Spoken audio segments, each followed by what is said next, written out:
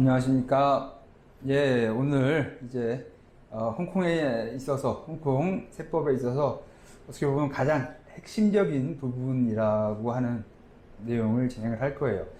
여러분이 아마 흔히들 뭐라고 말하냐면, 홍콩에서는 이익 나도 세금이 없다라고 이렇게 오해들 하는 분들이 계시는데, 그 이유가, 금방 제가 뭐라고 했어요?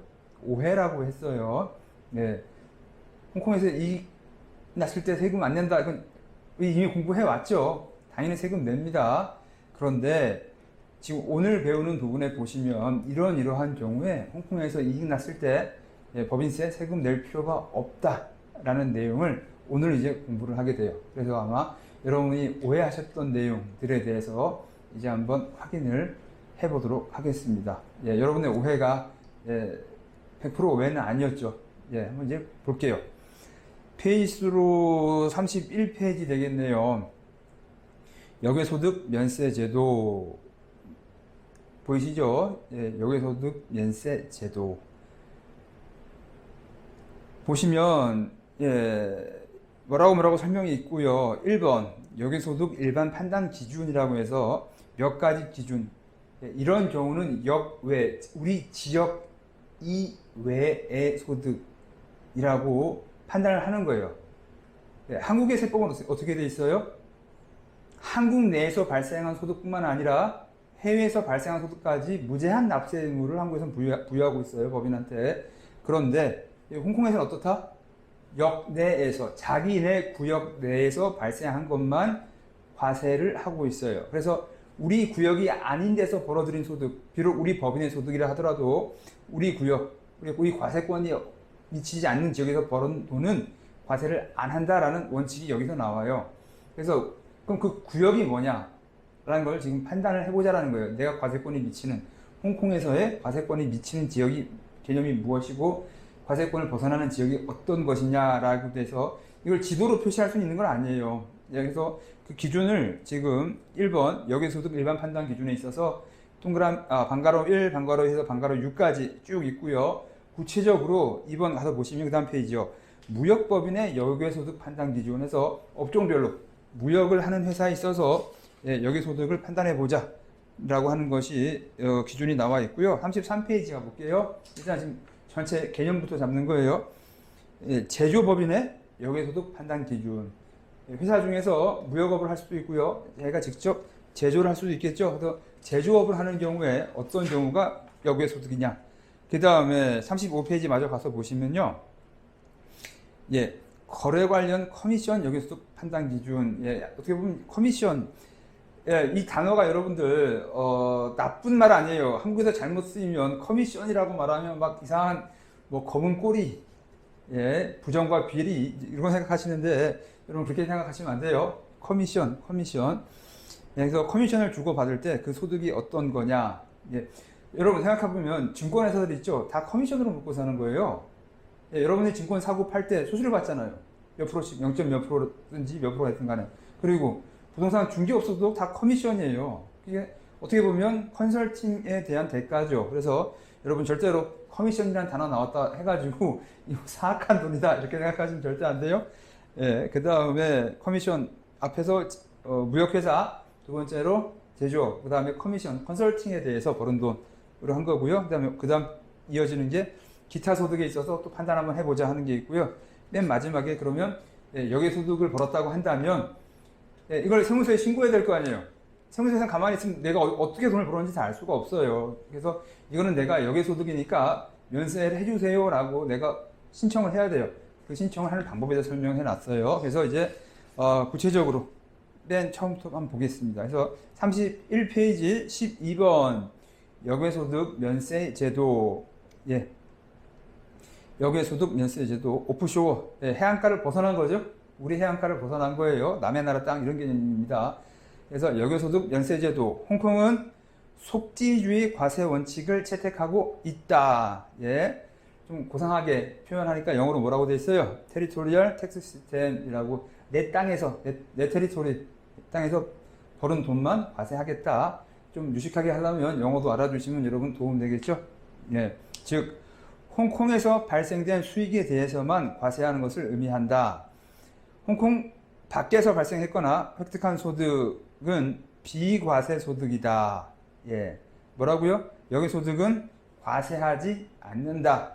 다시 한번 말씀드려요. 홍콩 뭐라고요? 역내, 자기네 구역 내에서, 자기네 땅에서 발생한 이익만 과세를 한다라는 거예요. 그래서 홍콩 밖에서 발생하거나 획득한 소득은 비과세 소득에 해당하여 홍콩 이윤세, 홍콩 프라피텍스, 법인세죠.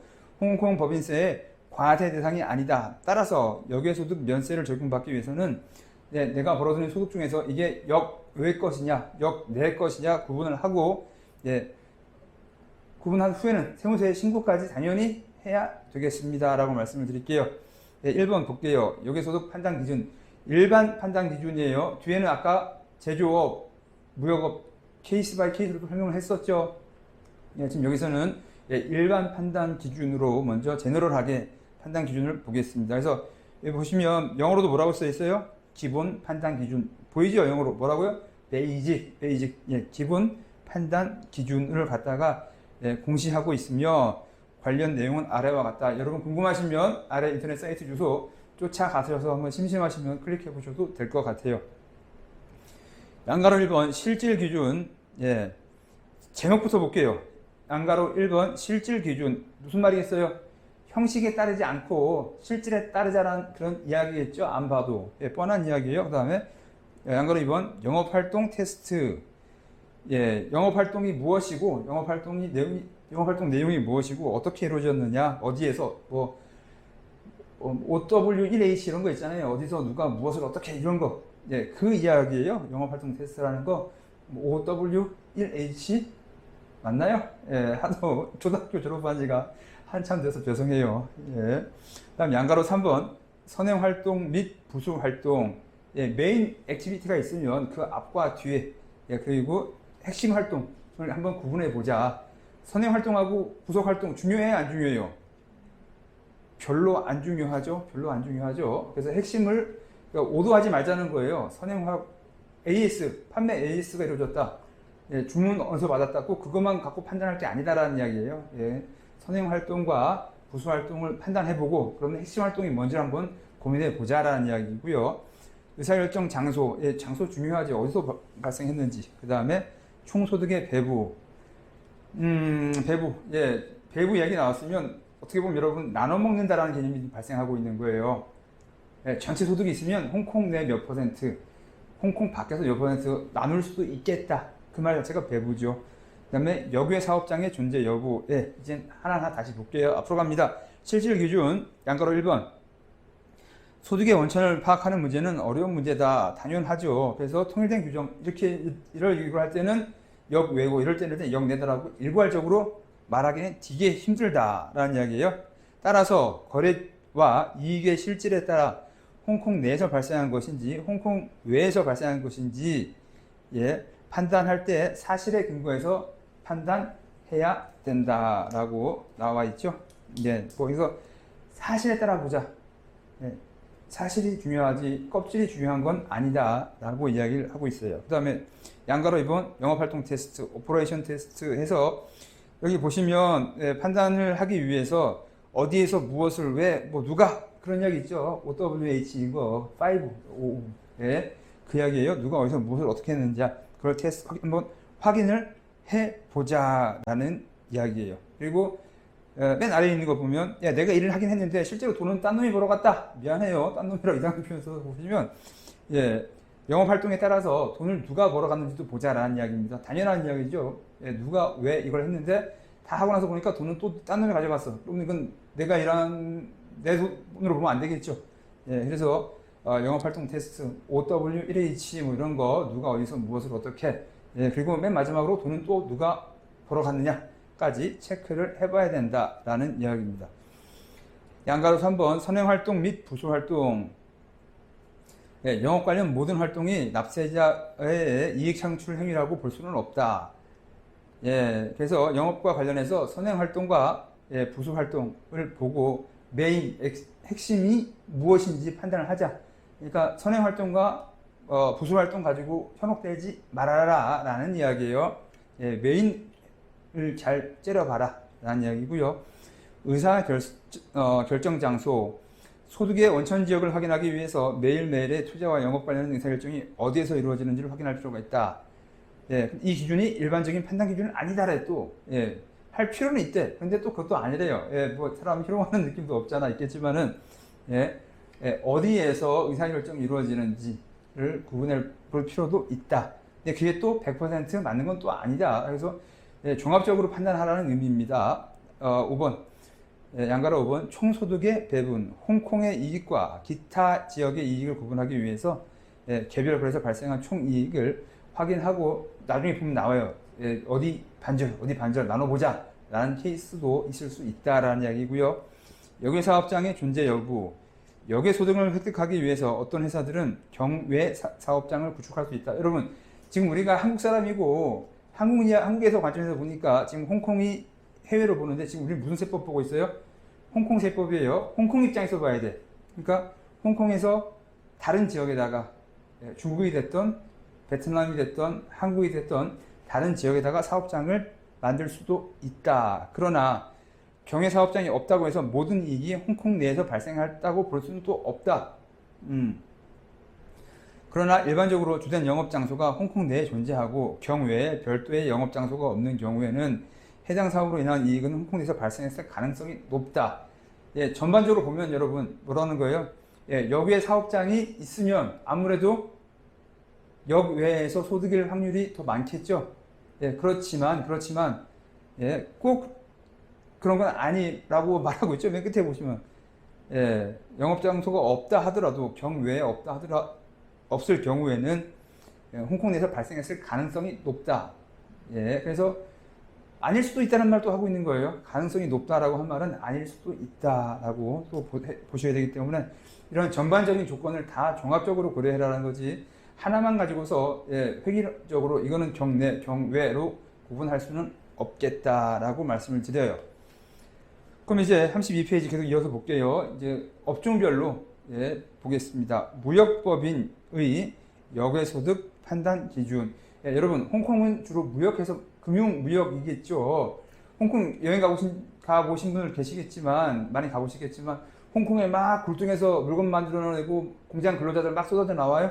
그런 거 없잖아요. 그래서 홍콩은 금융이나 무역 위주로 돌아갈 수밖에 없어요. 그래서 일단 제일 먼저 나온 게 무역법인이고요. 그 다음에 제조업이 나오긴 나오는데 일단 한번 무역업 먼저 보겠습니다.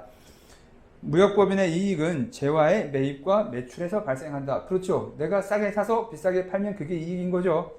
예, 무역법인의 이익은 재화의 매입과 매출에서 발생한다. 따라서 매입과 매출 계약과 관련한 내용에 따라 역외소득의 판단이 이루어진다. 역외소득 판정을 위한 매입과 매출 계약 관련 주요 검토 사항은 다음과 같다. 양가로 1번 매입 매출 계약. 다시 한번 우리 순서 있죠? 제목부터 먼저 볼게요. 1번 매입 매출 계약. 그래 뭐 예, 매입과 매출 이 계약이 있어야지 마진이 나오겠죠. 그 다음 페이지 가서 보시면 소득 원천 결정이 있어서 거래와 관련 있는 것으로 검토할 사항. 예, 뭐 제목부터도 어떻게 됐어요? 약간 모호하죠. 예, 예. 첫 번째 줄 보시면 그냥 본질을 직접적으로 고려해야 된다. 예, 실질을 또 따져봐라 라는 이야기를 이렇게 괜히 힘들게 하고 있어요. 양가로 3번 소득 결정에 있어서 거래와 관련 없는 것으로 보는 사항. 예, 핵심이 아닌 거는 중요하게 따지면 안 된다. 아까 뭐 선행사업, 부속활동 이런 거 있잖아요. 그 이야기고요. 네, 양가로 4번 일반적인 판례, 예, 일반적인 사례에 대해서 설명을 하고 있네요.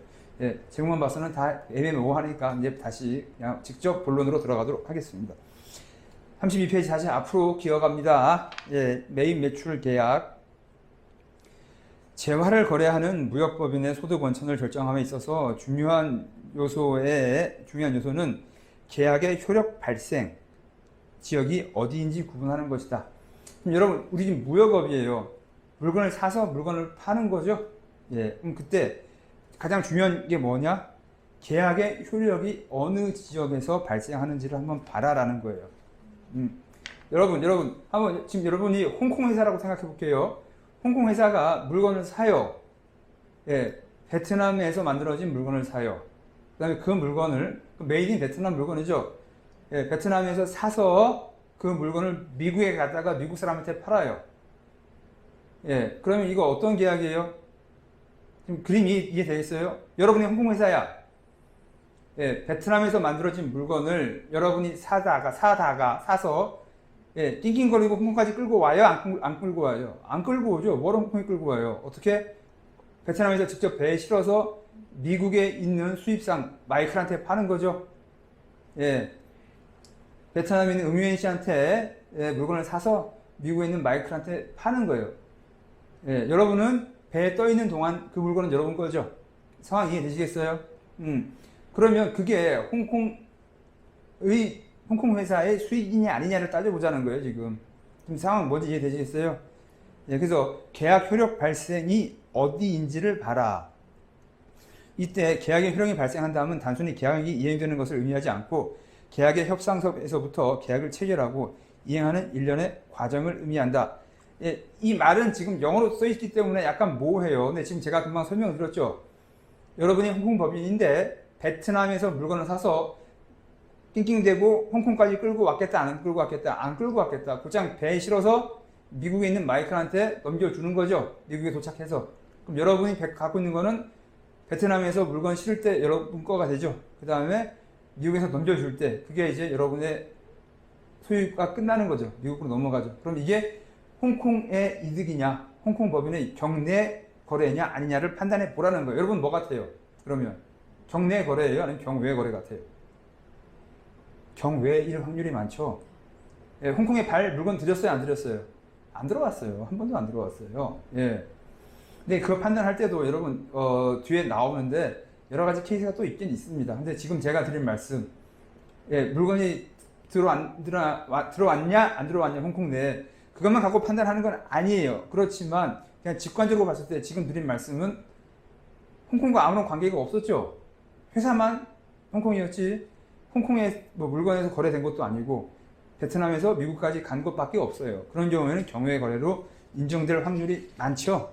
예, 제가 그냥 확률이 높다고만 말씀을 드렸어요. 왜냐하면 그 속에도 계약을 체결한 사람, 판단한 사람이 홍콩에 사느냐 아니면 또 한국에 사느냐까지 넘어가야 돼요. 그래서 그게 쉽지는 않은데 금방 말씀드린 거 베트남 물건을 미국에 띄어다 팔았다라고 할 때 예, 경우의 거래로 판정될 확률은 상당히 높습니다. 라고까지 제가 말씀을 드릴게요. 그 다음에 보시면 33페이지 판례에 따르면 판례가 뭐라고 아래 저기 주석에 줄줄 써 있어요. 예, 여러분 다 훌륭하시니까 영어 한 번만 보시면 이해되실 거예요. 예, 저는 안 읽을게요. 예, 여러분 읽으시면 이해돼요. 그래서 맨 위에 보시면 판례에 따르면 단순히 이 매출이 어디에서 일어나는지만 볼 것이 아니라 전반적으로 계약과 관련된 모든 활동을 검토할 것을 규정하고 있다. 해서 아까 말한 대로 무조건 베트남이고 미국이다 해서 무조건 경유로 볼 것도 아니다란 말이에요. 예. 양가로 2번 넘어갈게요. 소득 원천 결정에 있어서 거래와 관련 있는 것으로 검토할 사항 이런 것들은 체크를 해야 된다라는 이야기죠. 예. 그래서 거래의 본질과 특성을 직접적으로 그러니까 중요하게 검토를 해야 된다. 이는 수량적인 지표보다 더 중요하다. 왜냐하면 이는 소득을 결과로 볼 때 인과관계적 요소를 구성하기 때문이다. 예, 영어로 이렇게 썼는데 번역하니까 많이 힘들었겠죠. 예, 좀 많이 노력했어요. 여러분한테 번역을 해드리려고 했는데 결론은 뭐예요? 예, 껍질만 보지 말고 본질을 봐라 라는 이야기고요. 예, 양가로 3번 거래와 관련 없는 것으로 보는 사항이 뭐냐? 거래와 관련이 없는 것. 소득의 원천을 결정함에 있어서 거래와 무관한 사항은 소득의 원천을 판단함에 있어서 고려 대상이 되어서는 안 된다. 뭐예요? 화장빨에 속지 마라. 선행 활동과 부속 활동 별로 중요하지 않은 본질에 가지고서 연연해 하지 말라는 말을 또 이렇게 써놨어요. 금방 저처럼 이렇게 편하게 말씀해드리면 여러분 속 시원 이해되겠지만 원래 영문 표시가 이렇게 애매하게 되어 있기 때문에 저도 이렇게 애매하게 번역해놨어요. 예를 들면 사무실의 임대, 직원의 고용 및 실제 사무실의 설치 및 운영 등은 거래의 본질과 관계없는 항목으로 볼 수 있다라고 돼 있어요. 근데 볼 수 있다라고 되어 있는데 보면 안 된다는 말은 또 없어요. 그러니까 여러분 아까 제가 금방 뭐라고 말씀드렸어요? 베트남에서 미국으로 물건을 사서 던지는데 베트남에서 물건을 사서 미국에다가 보내는데 그때 판단하는 요소 중에 하나가 어떤 것도 들어간다? 본질은 아니지만 그 홍콩 법인의 사무실에 사람이 있느냐 거기서 의사결정을 했느냐 홍콩 베트남에서 물건 사는 게 싸다.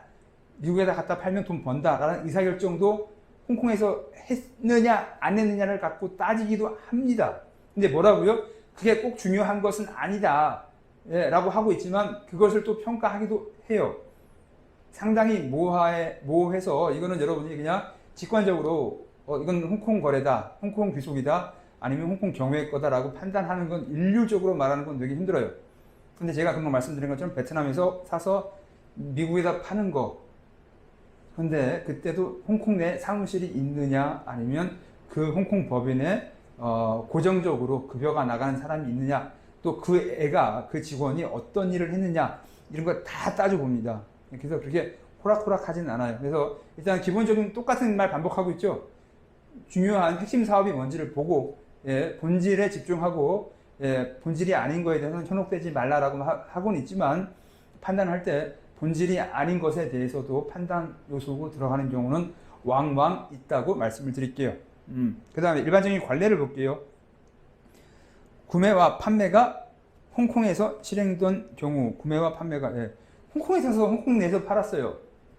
예, 홍콩 A에서 뛰어와서 홍콩 B한테 팔았어요. 이건 당연히 뭐예요? 홍콩 내 거래겠죠? 홍콩 원천 소득에 해당한다. 그 다음에 구매와 판매 모두가 홍콩 외의 지역에서 실행된 경우, 예, 이런 건 여기에 소득일 확률이 높겠죠. 예. 구매와 판매 중 하나가 홍콩에서 실행된 경우 기본적으로 홍콩 원천 소득으로 본다. 그러나 거래와 관련 있는 항목을 검토할 필요가 없다. 할 필요가 있다. 그래서 무역은 사고 파는 거잖아요. 사고 파는데 하나가 홍콩에 걸려 있다라고 한다면 그건 기본적으로, 예, 홍콩 경내 소득으로 판정될 가능성이 상당히 높다라고 돼 있는 거죠. 그 다음에 홍콩 고객에게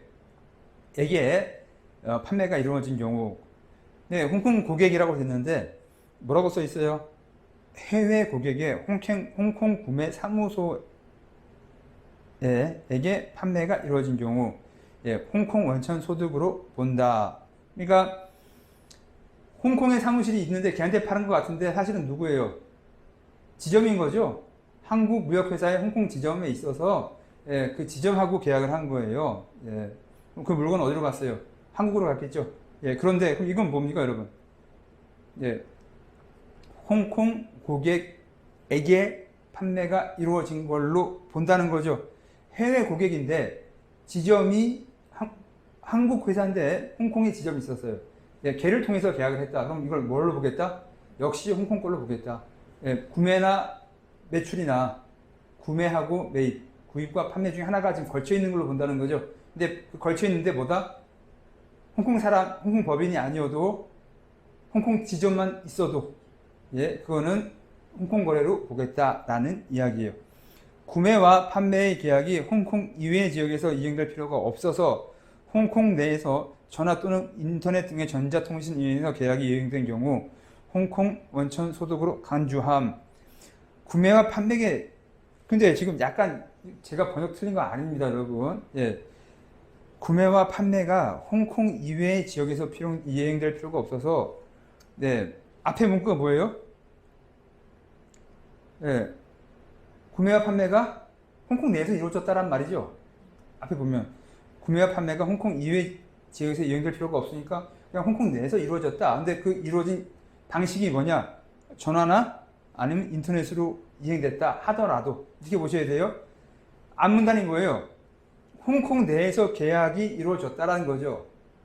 예, 그런데 사람이 만난 것도 아니고 단순히 이메일이라든지 전화로만 했다. 예, 그런 경우에 뭐냐? 뭐 앞에 전제가 뭐예요, 여러분? 구매와 판매의 계약이 홍콩 이외의 지역에서 이행될 필요가 없어서 뭔 말입니까? 홍콩 내에서 이루어졌단 말이잖아요. 홍콩 외에서 계약이 될 게 아니다. 그럼 홍콩 내에서 그냥 이루어진 거다. 근데 실제로 보면은 사람 만나고 악수하고 도장 친 것도 아니고 전화나 이메일만 주고받았다. 그럼 그건 뭐냐? 예, 문맥을 전체 보시면 이거는 홍콩 계약으로 보겠다라고 여러분 이해를 하시는 게 맞습니다. 맨 마지막이요. 상기 홍콩 원천 소득의 판단에 있어서 전부를 홍콩 원천으로 간주해 과세하거나 전부를 경위로 보아서 면제한다. 일부분을 과세하거나 일부분을 면제하는 경우는 없다. 예, 이건 중요한 이야기예요. 어디에서요? 무역업에 있어서는 도 아니면 못다라는 이야기입니다. 예, 반만 과세하겠다 이런 건 없어요. 예, 네가 물건 파서 벌은 돈이 한국 돈 1억인데 야, 이건 약간 애매하니까 50대 50으로 하자. 이런 경우는 세상에 없다. 무역업은 도 아니면 모로만 판단한다라는 이야기를 이해하셔야 돼요. 예.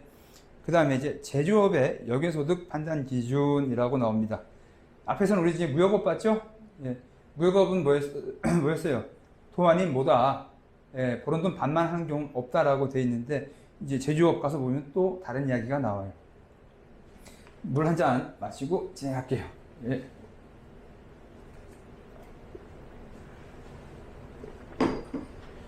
예, 이제 진행하도록 하겠습니다. 제조업 소득의 원천은 상품이 생산된 장소이다. 예, 제조업. 예, 여러분, 판매가 이루어진 장소라고 했어요? 아니면 생산이라고 했어요? 일단 이거 생산이죠.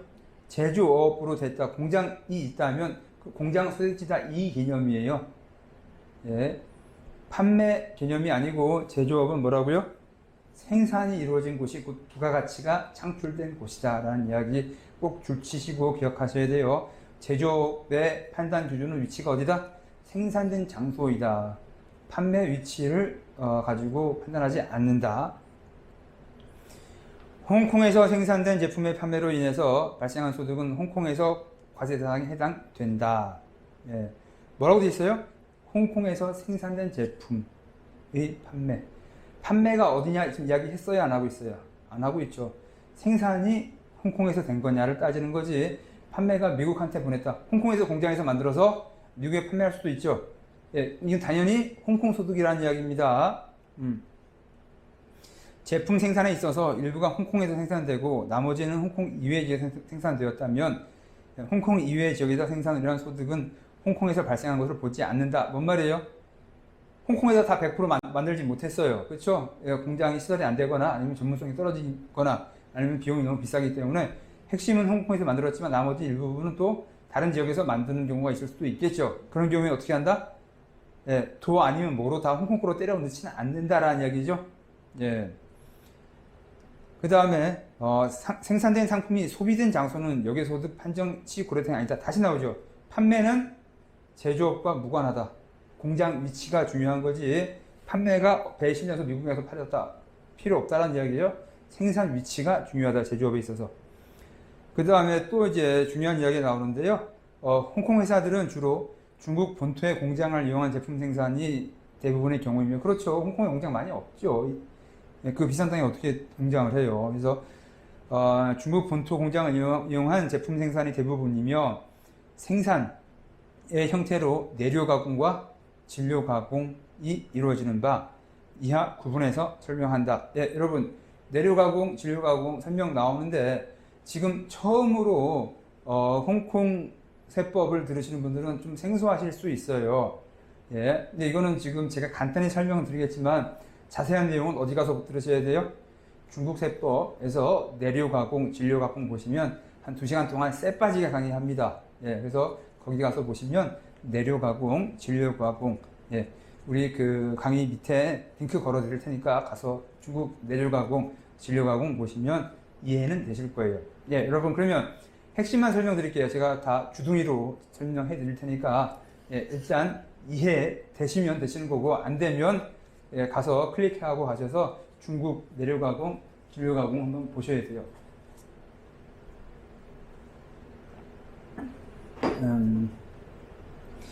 내료 가공이 뭐냐면요. 내료 가공, 진료 가공이 뭐냐면요.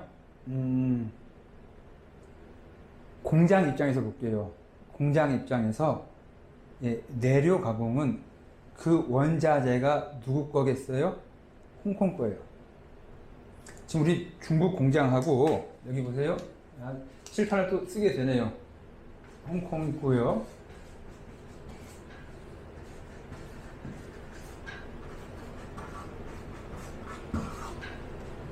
예, 홍콩이 있고 중국에 공장이 있죠. 홍콩에는 당연히 공장이 많지 않으니까 예, 원자재를 보내주고 가공해서 와서 원재료를 보내주고 완성이 되면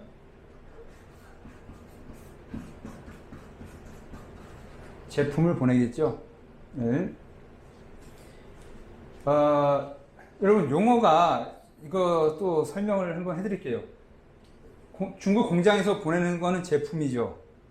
홍콩 입장에서 하는 거는 용어를 상품이라고 불러야 돼요. 그러니까 회계에서는요, 예, 그냥 일반 사람들이 얘기할 때 제품이나 상품이나 거의 개념이 없이들 말씀하시는데, 회계 용어로는 제품은요, 이거 말 그대로 제자예요. 제작하다 할 때.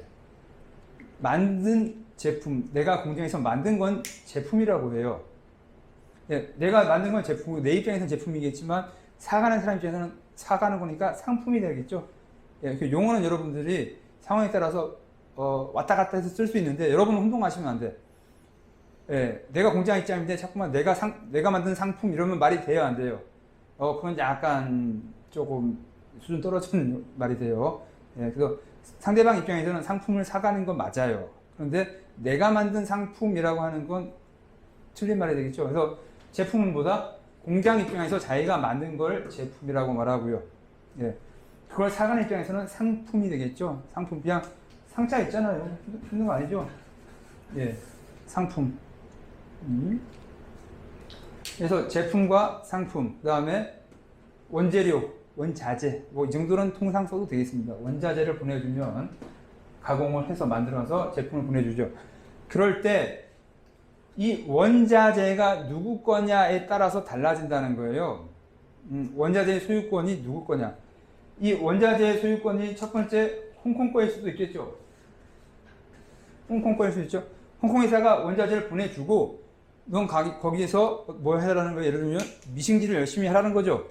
가죽을 사서 보내주고 그럼 만들어 오는 건 지갑이 오고 백이 오겠죠. 이해되겠어요? 그러면 이 중국에서의 매출액은 여러분 제품 매출액이에요? 아니면 뭐예요? 임가공비가 되겠죠. 중국 공장에서 매출액은 이게 자기 게 아니잖아. 이 제품도 원래는 자기 게 아니에요. 그러면 중국에서 받는 매출액 원천은 뭐예요? 미싱질을 해주는 용역에 대한 대가죠. 그래서 소유권이 누구한테 있느냐? 홍콩 거에 있다.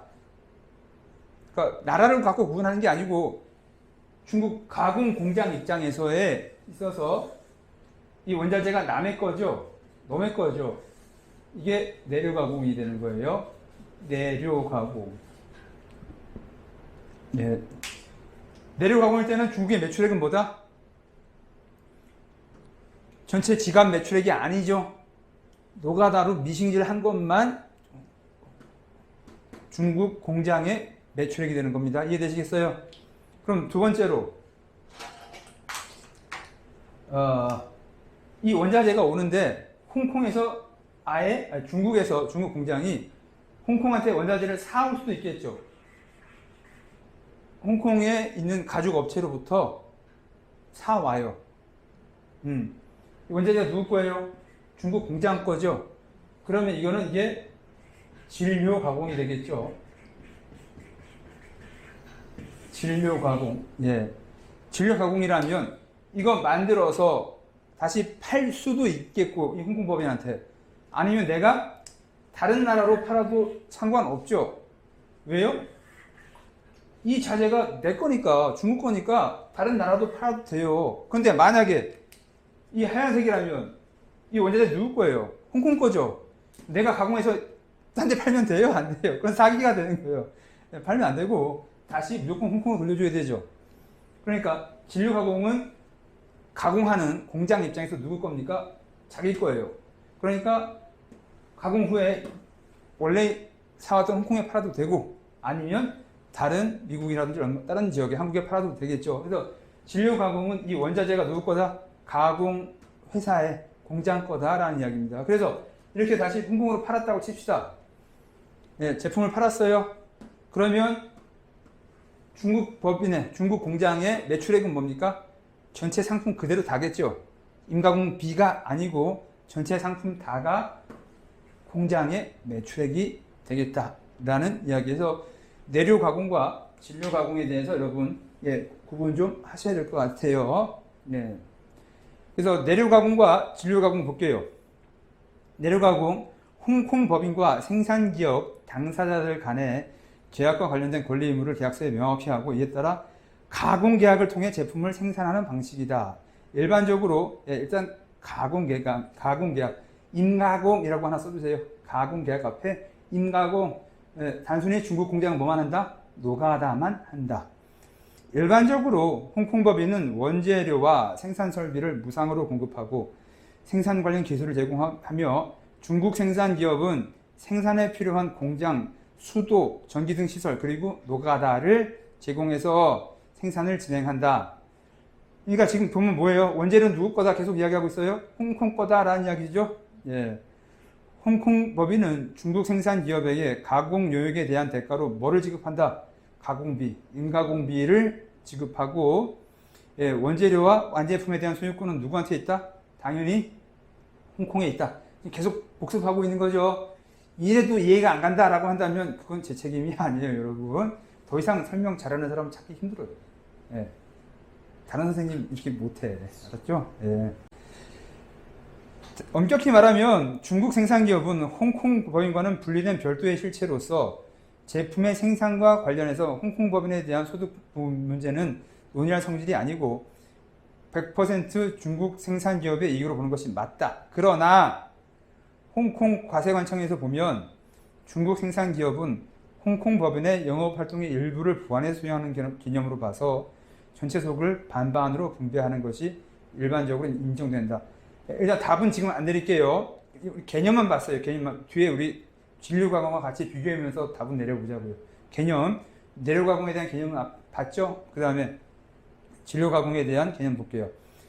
홍콩 법인과 관련된 중국 생산기업의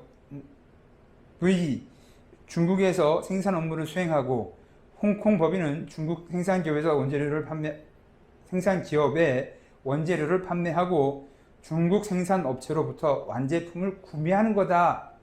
그렇죠. 예, 완전히 팔고 사고죠. 홍콩 입장에서는 팔 거 다 팔고 새로 새 거 제품을 사오는 거죠. 근데 앞에 있던 거는 내려가면 뭐예요? 내 거에다가 노가다만 해줘라는 개념이었던 거죠. 그래서 중국 생산기업은 수입한 원재료를 이용해서 완제품을 생산한다.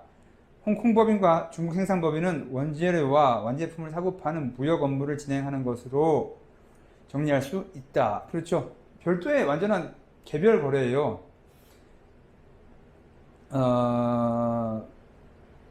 그 다음에 FI는 완제품 생산을 관리하며 원자재와 완성품에 대한 법적 소유권은 뭐한테 있다? 당연히 중국 거에 있다. 이해되시겠어요? 네, 만들어 놓고 나서 다시 홍콩 업체 안 팔아도 돼요. 왜요? 원재료가 누구 건데? 중국 건데. 예. 홍콩 과세관청은 홍콩 법인이 무역을 통해 취득한 소득과 그러니까 지금 여러분 진류가공으로 봅시다. 진류가공은 뭐예요? 완전히 팔고 새로 사온 것 뿐이죠. 그런데 내류가공은 뭐예요? 내류가공은 이렇게 박음질 해줘라고 지시까지 다 했겠죠. 어느 게 더 독립적이에요? 홍콩 입장에서 아니 중국 입장에서 볼 때, 중국 가공 입장에서 볼 때 어느 게 좀 독립적인 회사 같아요? 똑같은 질문은 어느 게 더 종속적인 업무를 수행하고 있습니까? 내류예요? 진료예요? 어느 게 더 종속적이에요? 내류죠. 내류는 내 것도 아니죠. 예, 홍콩에서 이렇게 박음질 해라 패턴까지 주면 그대로 만드는 거잖아요. 근데 지금 여기는 어때요? 진료는 중국 법인이 공장이 원재료 사서 다시 납품하는 것 뿐이야. 그러니까 홍콩 업체 입장에서는 단지 뭐만 하는 겁니까? 무역 업무만 하는 것 뿐이죠. 원재료 팔고 완제품 사오고 완전히 개별된 매매 행위예요. 근데 내류 가공은 뭐예요? 홍콩 입장에서 원재료 주고 여기다 이렇게 박음질 해주고 무늬는 하트를 넣어주세요. 풍선도 달아주세요. 이렇게 하잖아요. 예. 그래서 진료가공 보면 홍콩 과세관청 진료가공 두 번째 패러그래프 보시면 홍콩 과세관청은 홍콩 법인이 무역을 통해 획득한 소득과 중국 업체가 제조를 통해 획득한 소득은 분리한다는 관점을 견지한다. 분리한다는 거죠. 홍콩이 한 건 너 무역이야. 팔고 사고 따로 따르는 걸 보겠어? 라는 이야기예요. 생산은 누가 한 거다? 중국이 따로 한 거다 라는 이야기입니다. 그래서 별개다. 별개. 생산으로 인한 이익은 중국에서 과세하는 거고 홍콩에서는 그냥 무역으로만 보겠다라는 이야기입니다. 그래서 홍콩 법인의 무역소득과 중국 생산법인의 생산소득은 각각 독립적으로 분리되어야 하며 어느 한쪽에다가 밀어놓지 않는다. 각각 본다라는 거죠. 그러면 위로 올라가 다시 내려가공 두 번째 프로그램 보시면 엄격히 말하면 내려가공이에요. 지금 우리 보는 거 내려가공 두 번째. 엄격히 말하면 중국 생산기업은 홍콩 법인과 별도로 분리된 것 같지만 이야기인 거죠. 예.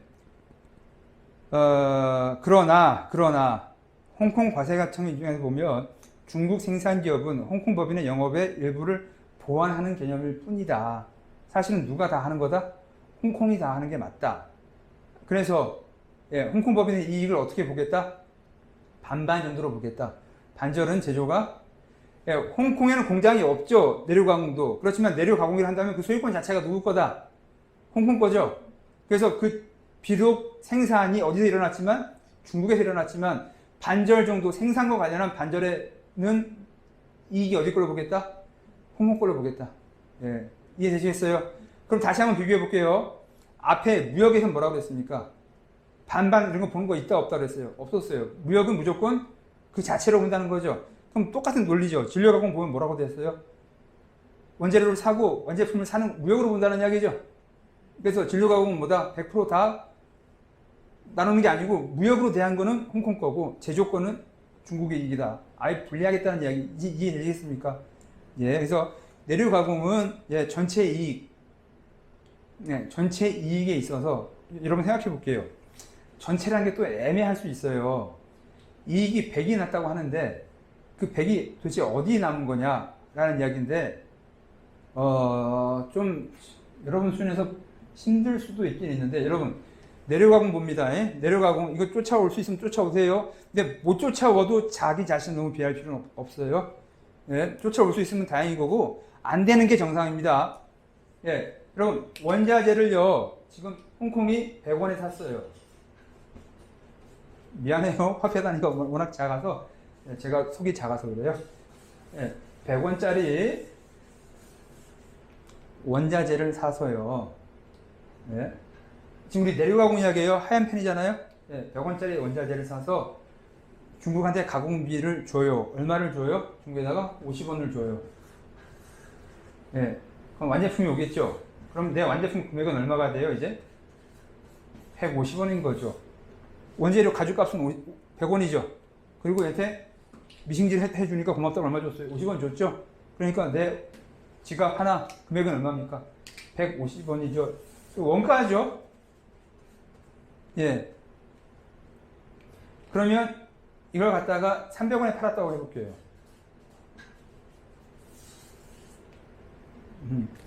300원에 팔았다고 한다면 겉으로 볼 때는 여러분이 지금 어떻게 보여요? 150원, 100원 원가, 홍콩법 입장에서 100원 원재료 원가, 가공비 원가 50원 하면 150원에서 150원짜리를 300원에 팔았으니까 150원 이익 남은 걸로 보이죠? 이익이 150원으로 보이죠? 이익이 150원으로 보일 거예요. 그러면 지금 여러분 살짝 여러분이 지금 착각하신 거예요. 왜냐하면 공장에서의 매출액이 인가공비로 50원이죠. 그럼 공장에서 원가가 딱 50원일 리가 없어요. 공장에서도 이 원가가 30원 들었다고 합시다.